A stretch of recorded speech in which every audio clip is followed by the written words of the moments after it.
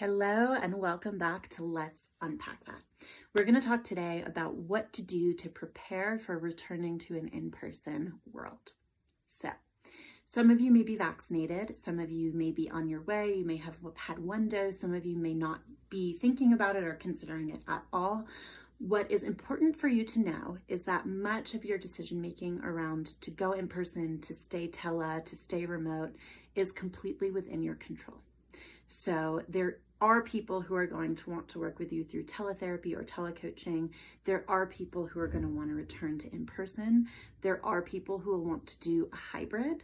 And you will want to think about and decide, what do you want to choose for your practice? Do you want to stay tele? Do you want to go in person? Do you want to do a blend? And know that you can market and you can reach the right clients for your practice, no matter your decision across that spectrum. So that being said, we're going to talk a little bit about, say you do want to return to in-person, at least hybrid or full in-person. What can you be doing now?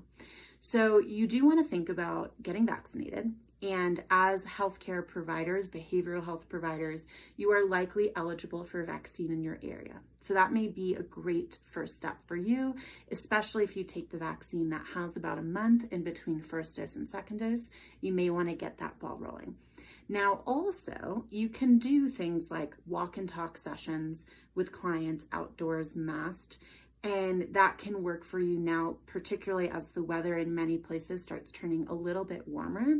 What that can do is it can start opening up the in-person option, even in advance of wanting to be in an enclosed space in your actual office room with closed windows, masks off, etc., which may still be a number of weeks and months before we're at a place where that is healthy and approachable.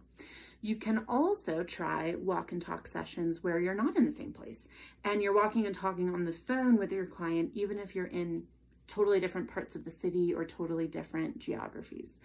Now, something else that you can do if you are both vaccinated would be best. You can try in-person sessions where you are both masked. I would highly recommend looking into what the CDC recommends in your particular area, your particular geography, but there are many areas where that is officially safe to do. And then you will also want to look into what are the best cleaning and sanitization practices in between clients. So you may find that you want a little bit extra cushion or boundary between sessions so that you can, apply the best possible practices so that you remain safe and healthy, but also so that all of your clients do. And the last thing that we'll talk about is generally how to approach marketing these things. So if you are interested in returning to in-person or doing a hybrid or staying tele, that can be a really good thing to discuss during consult calls with prospective clients, to both ask open-ended questions and gauge what are they interested in. And you may, depending on your decision and your practice, want to be somewhat malleable to what the client is saying that they prefer.